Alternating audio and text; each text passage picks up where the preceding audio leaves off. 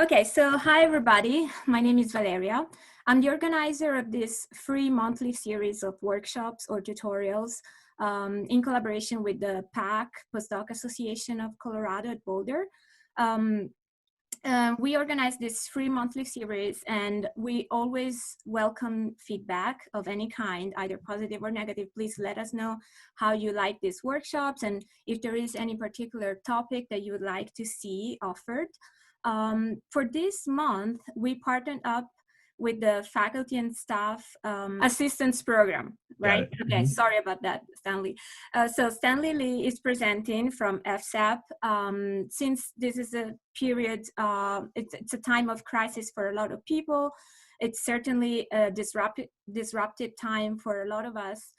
We decided to partner up with them so that he could teach us how to take care of our emotional and mental resiliency.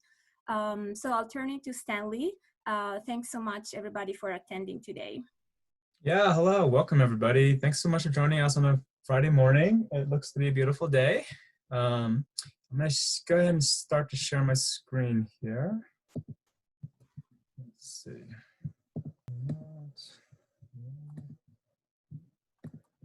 Okay.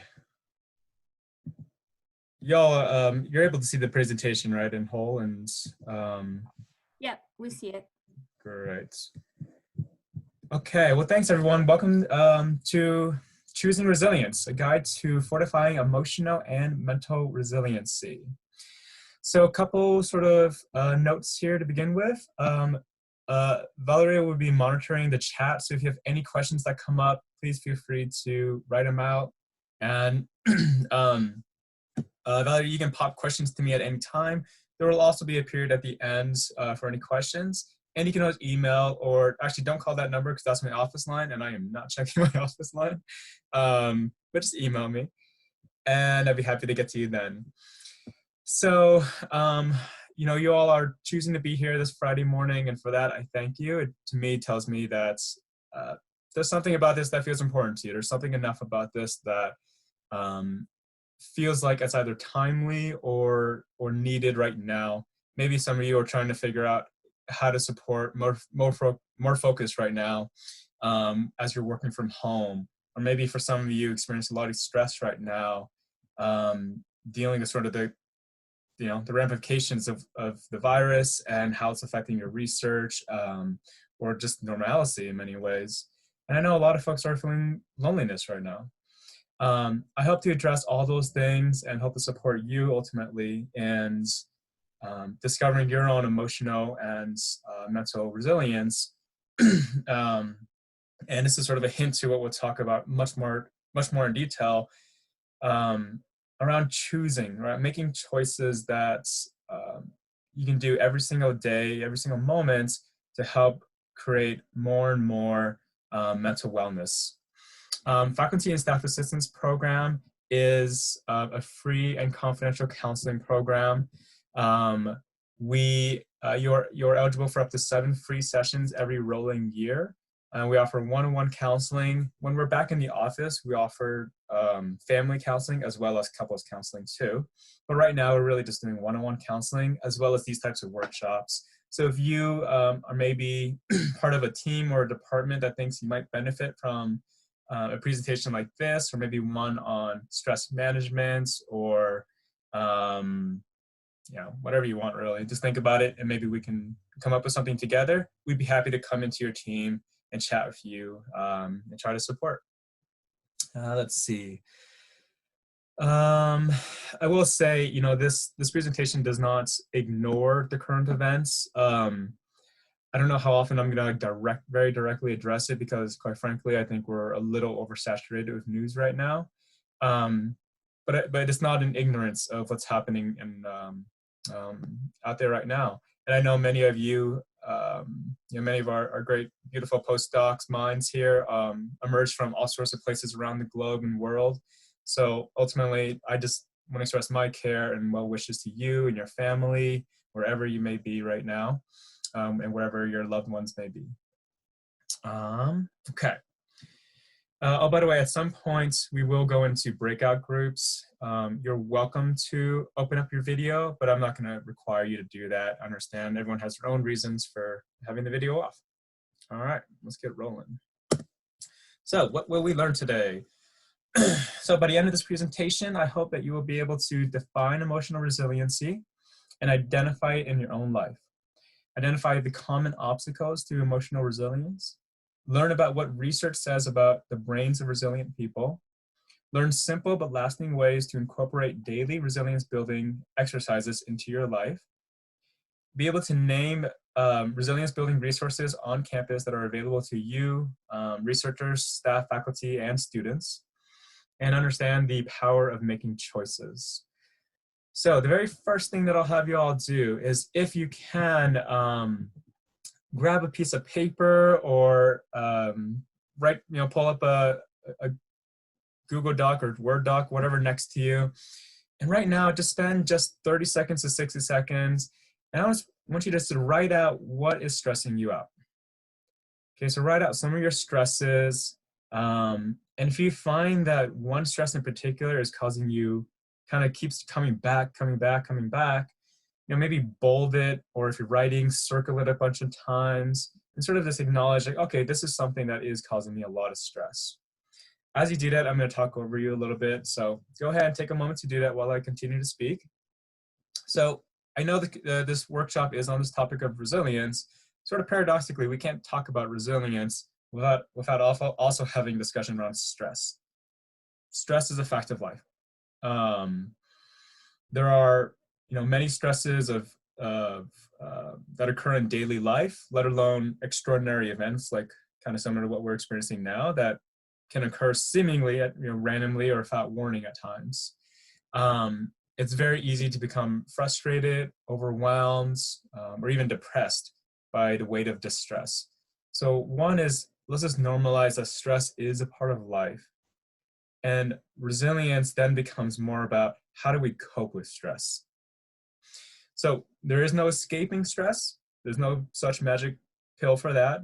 And nor would we want stress to be completely absent in our life.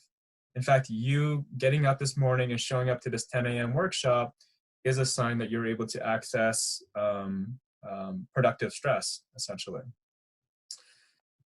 So generally, when we talk about stress, we talk about two types of stress. We have eustress and distress. Eustress is categorized typically as positive stress. That's stress that can motivate us and help us be productive in some ways, right? So example being, going on a jog is inherently stressful to our body and in some ways our minds, but it's something that many of us enjoy. You can also think about going on a hike is inherently sort of physiologically unappealing. It causes us to desire more food. It wears out our bodies, and yet there's something about it that motivates and inspires us when we do engage in exercise. And we have distress, which is more categorized as detrimental stress. Okay, so these are the type of stresses that generally can cause either short-term or long-term physiological or psychological damage. Chances are many of you purposely seek ways to add eustress into your lives and probably try to minimize the amount of de-stress that you have in your life.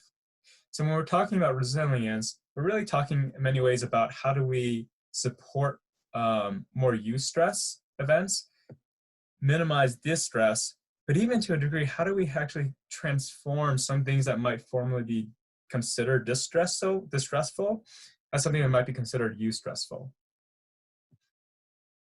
What is emotional resilience? Emotional resilience is the capacity to maintain self-belief and rise above adversity, all the while forging lasting strengths in the struggle. I'm going to get to that second bullet point in a moment. When we think about the benefits of emotional resilience that have been studied and tracked, we see greater life satisfaction. Emotional resilience is associated with longer life longevity. We see lower rates of depression and anxiety, improved immune system, which I know some people hesitate on that one. Like, is that true? Yeah, it turns out For instance, if you have high anxiety and stress, we know that that deplenishes, that actually damages your immune system response.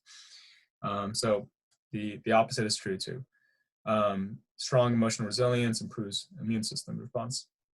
It helps protect against mental illness, helps offset effects of trauma, and encourages a positive outlook. So now, go ahead and take a moment, look at this list of benefits here, and think to yourself, what would be the most benefit to you, right? Of this list of, 7 here, right? Where could you see benefit in your life, right? Where can you start to see, oh yeah, that's worth investing in right now? Go ahead and take a moment to look at that list. So to that second bullet point on the left there, resilience does not grant one the ability to avoid harm, okay? So it's important to know that this presentation, this workshop is not about making you immune to harm. Emotional resilience does not encourage ignorance. In fact, it's kind of does the opposite.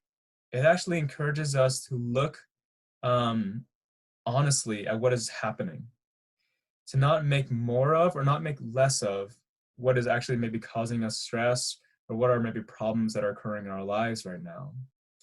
And to do so, when we honestly, genuinely take time and moments to look at our stress, what it actually does is it grants us the permission to do something about it. When we get stuck in thinking our stress is more than what it is, or our problem is more than what it is, or less than what it is, what often ends up happening is we either stuff it away and it shows up at a different time, often louder, often bigger, or maybe it actually overtakes us, right? The metaphor I like to give is, we're on a road trip to Vancouver, but then stress comes in, kicks us into the back seat, and suddenly we're going down to Florida, which we never planned on doing, right? So stress can hijack us if we don't offer that opportunity to really make sure that we are supporting our emotional resilience. Okay, so suffering, in other words, is a part of life, but it's not the entirety of life. And emotional resilience is about how do we bounce back more quickly, more resilient, more tenacious even. Okay.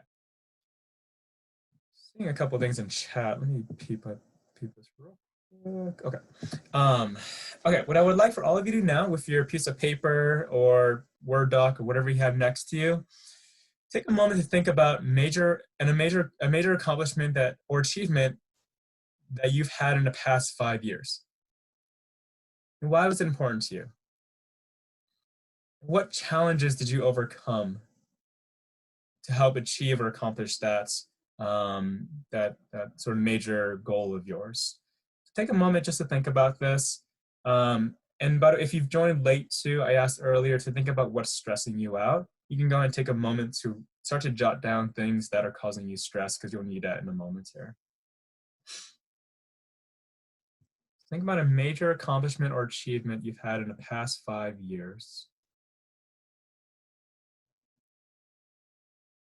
I think oftentimes when we look back on what we've accomplished, we almost fail to realize or recognize really how hard we worked, really how how many things we overcame.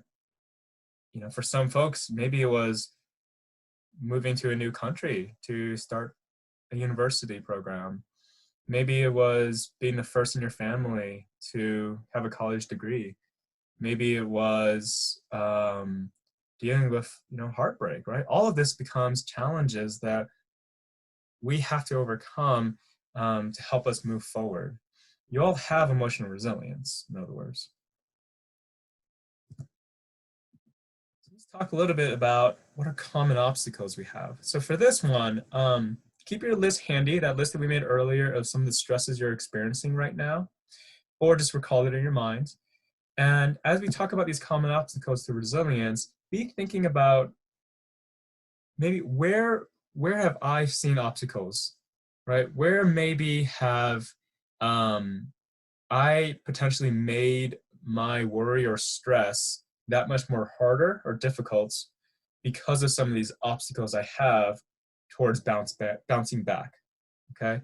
Keeping in mind, again, that definition of resilience, the capacity to maintain self-belief and rise above adversity, all the while forging lasting strengths in the struggle.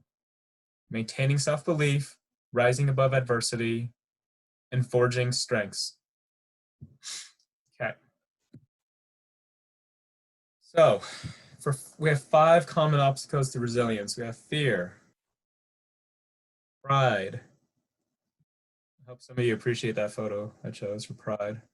We have confusion, procrastination, and resentments.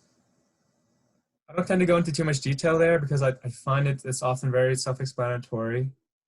Fear, pride, confusion, procrastination.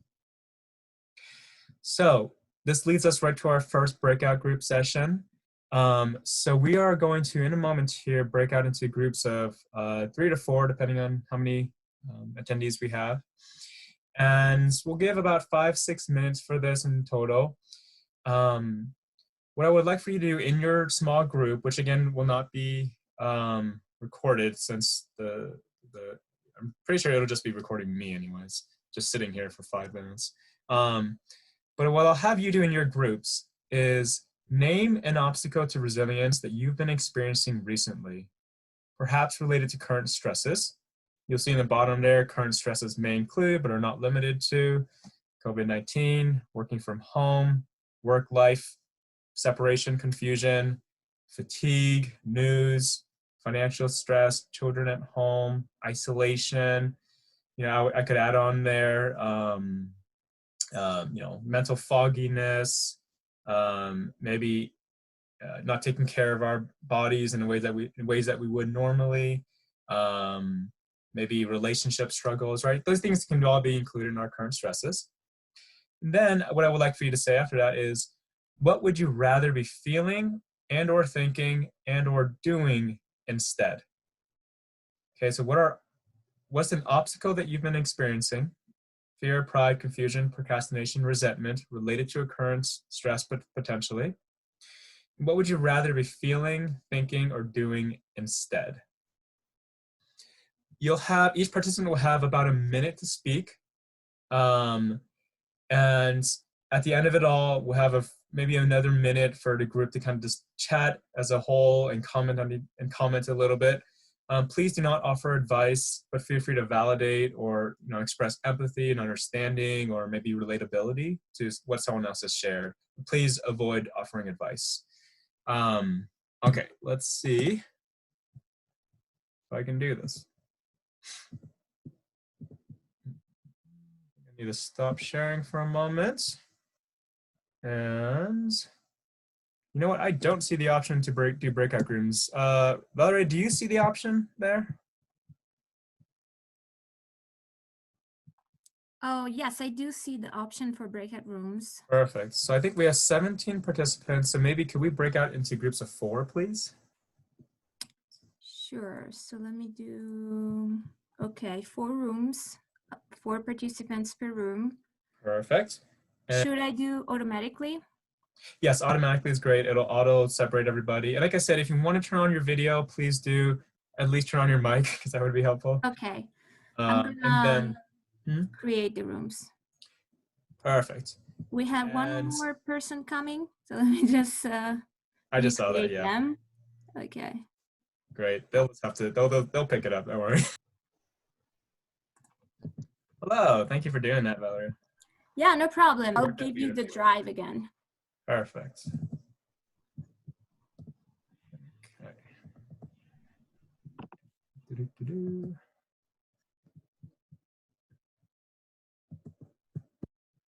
Okay. Okay, I hope everyone had a chance to speak. Hope nobody felt too rushed there. At the end of the day, I will say a lot of this presentation really is built around like giving you a chance to connect with one another across the university, and to feel a little bit less alone in what's going on, because you're not I think I was sharing with my group just, you know, my role as a counselor at the university is working with folks and providing mental health counseling. And we are seeing this, right? We're seeing the fear. We're seeing people operate out of pride, not necessarily science. We're seeing people confused about, you know, what to do next or how to respond, or should I connect to my friend, well, you know, whatever it is. We're seeing people feel lazy and guilty about that, and we're seeing people with a lot of anger. So these are common things we're seeing right now. You're not alone in this. And let's talk a little bit more about what we can do about it in a moment. First, we're going to talk about what research can teach us. Okay, so we are going to cite first two kind of major studies on this topic of resilience. We have Doctors Eric Nestler and Ming-Hu Han, both out of the Incan School of Medicine at Mount Sinai. So they studied this is two studies conducted in 2013 and 2014 that used this model of social defeat using mice. And I'll explain more what that is. So first in 2013, Dr. Nestler and his colleagues, they wanted to study basically what is a resilient brain different than a brain that is susceptible to stress. And so how they measure that was by taking a mouse who was in physical contact with a more dominant aggressor mouse for a few minutes a day. And I'm sorry if anyone loves animals, this is kind of cruel. So they placed this mouse in physical contact with a more dominant aggressive mouse for a few minutes a day. And then they housed the mouse behind a screen in the same cage as the aggressor mouse for the rest of the day. So what that means is the mouse, you know, wasn't attacked because of the screen, but they were exposed to all the sensory cues of the aggressor without having that physical contact. So the mouse stayed alive, essentially. This was repeated for 10 days. And I forget how many mice were in this study, but it's in those links there if you want to check that out. So repeated for 10 days, after which most of the mice exhibited behaviors that were comparable to what we would see as depression in humans. About a third of the mice, though, interestingly, did not develop symptoms. And these resilient mice then became the focus of studies to understand what was different about them. That's where Dr. Han and her team took over. So Dr. Han and her researchers found that both groups of mice, both the mice who are susceptible to stress, as well as the mice who did not develop, you know, symptoms of depression, essentially, both sets of mice had increased neuronal activation in their brains due to stress. Okay, so when we're talking about activation of stress in our brains, we're mostly talking about our amygdala, which is this kind of lima bean sized little nugget in our right side of our brains here that is primarily responsible for our fight, flight, and freeze responses. So what Dr. Han and her team found was that while both sets of mice showed activation of stress, right? So we saw an increase in their sympathetic nervous system, which is activated when we have adrenaline, stress, energy, essentially, right? We need that sympathetic nervous system to get us up and going, get us that oomph, essentially. While both mice were shown to rise in that when faced with stress, resilient mice had a threshold point where they actually started to balance out again. In other words, their parasympathetic nervous system, think of parachute, their parasympathetic nervous system kicked on and they actually started to regulate their stress again. Whereas the mice who were susceptible to stress actually continued upwards towards increased stress. Or for some folks, they actually dipped too far down and experienced disassociation, essentially. So what they found was that the brains of the resilient brains, essentially, tended to have more signal activity from their prefrontal cortex, which is right here in your front of your brain here, skull here, with their amygdala. Okay, so what that meant is there was more communication between their amygdala that stress response survival part of the brain in their prefrontal cortex, which is responsible for logical, rational, even emotional communication. And so we can almost think of it like, so imagine your brain as almost being like a grassy field, okay? And the more often you walk a certain path from, let's say, your point A to point B, right? The more often you walk that same path, the more easy water will flow that direction if there's, big rain, because you've essentially created a dirt route at that point, right? However, if there's a flood, right, we're still going to go down that same path, and we might miss out on other paths that could be available to us. So a resilient brain essentially has another pathway towards logic and rational thinking in the face of high emotional stress. Whereas a brain who's susceptible to stress does not have that pathway. So when things get flooded, there seems like there's no other option other than to freak out, essentially, right?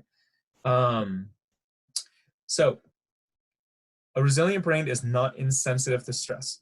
Okay, so what this really means is, good news, if you're not currently someone who identifies as a resilient person, you can develop it, because our brains are highly plastic and malleable, and we know that we can increase neural pathways just by practicing, just by using it. It is a muscle that gains strength, that gains familiarity, the more you actually utilize it.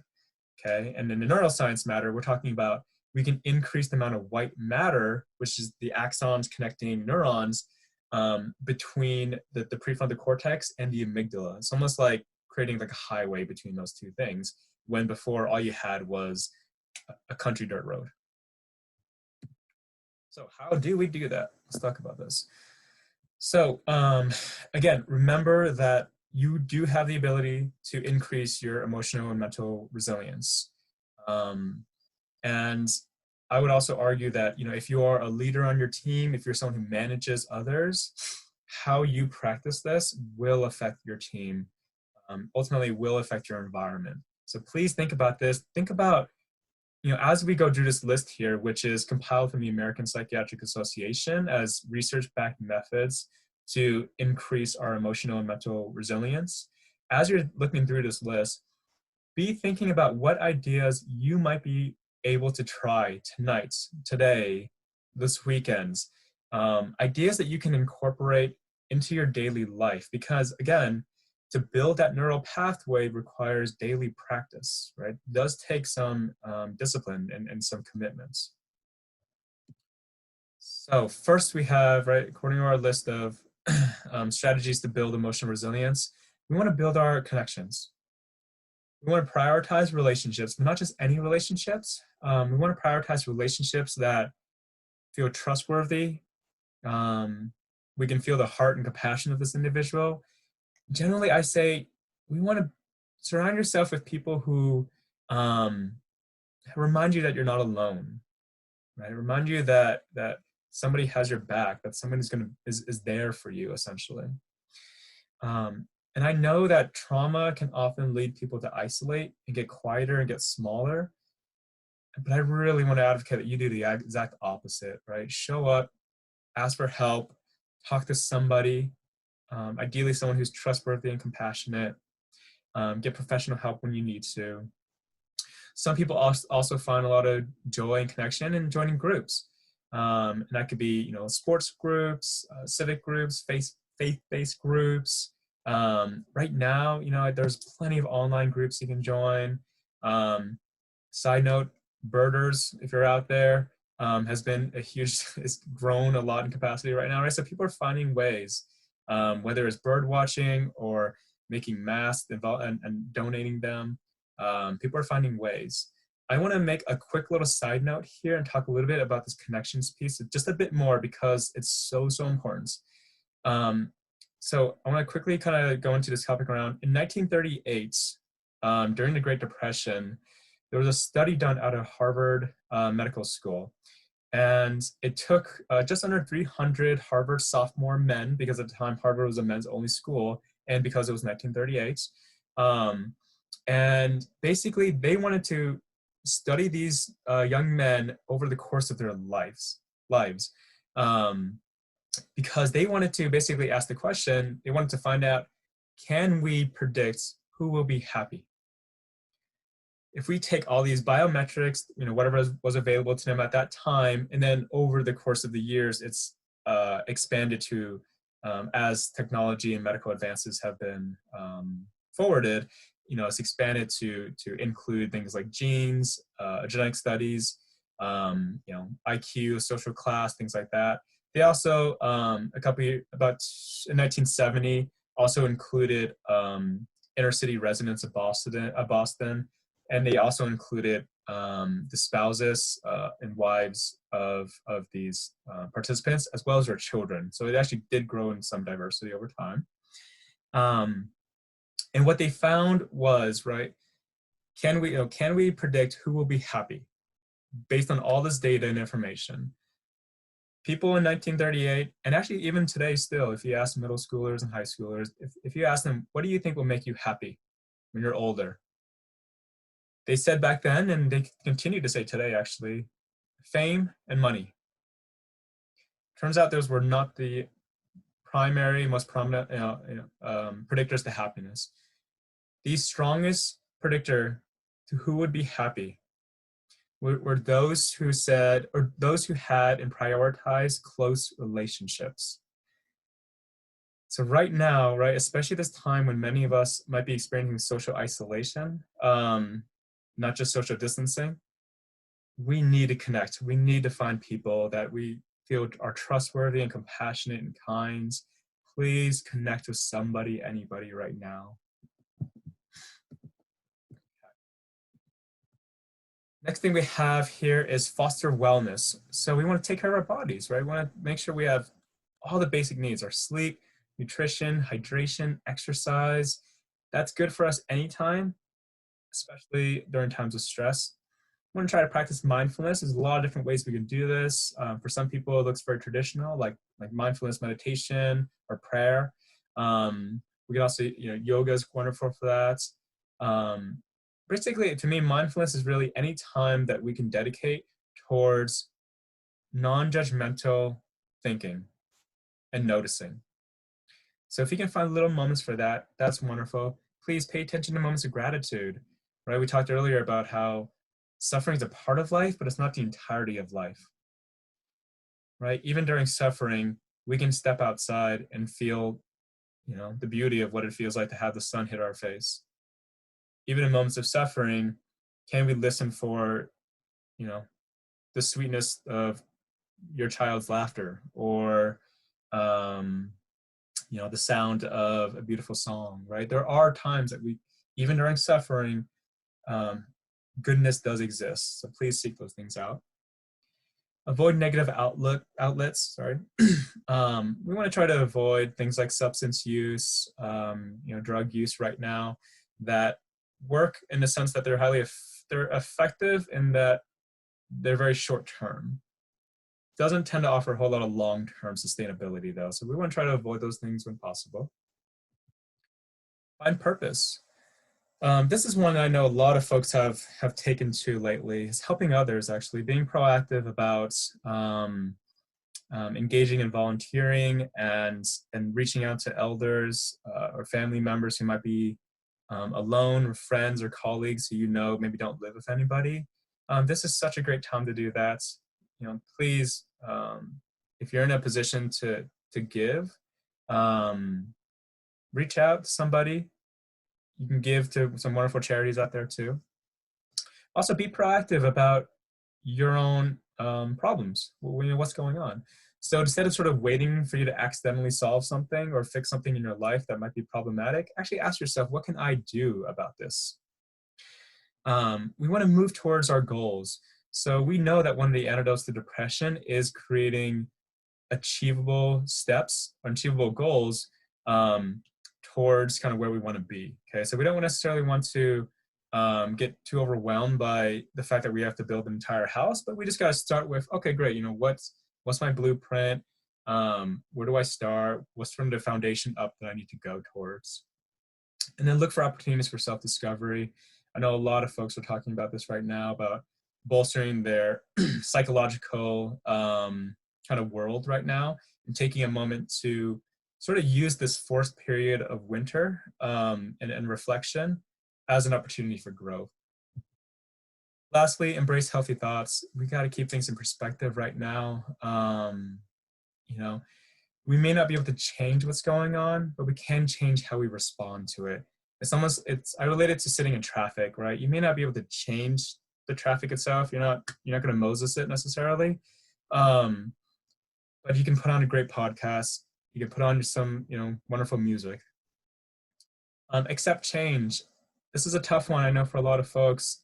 Some of you might be graduating, this weekend? I don't know.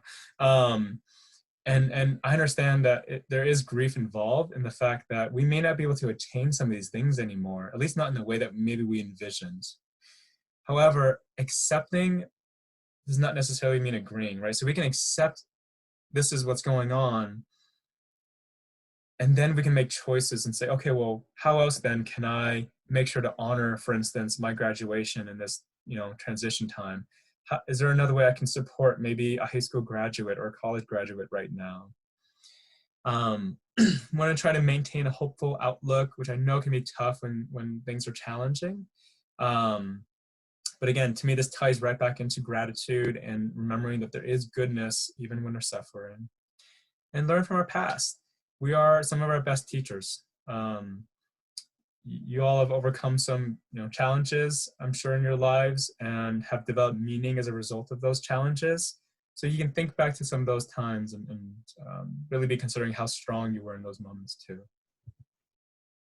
Mind is a flexible mirror, adjusted to see a better world. I'm going to quickly go through some campus resources here.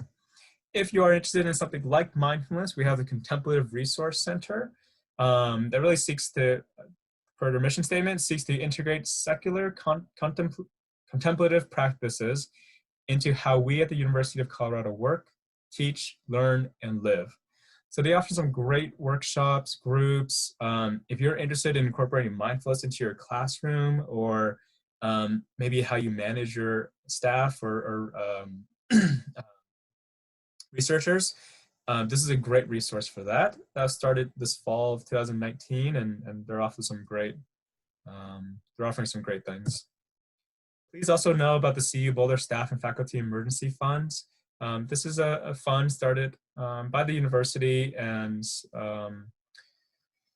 basically they're able to offer a one-time, non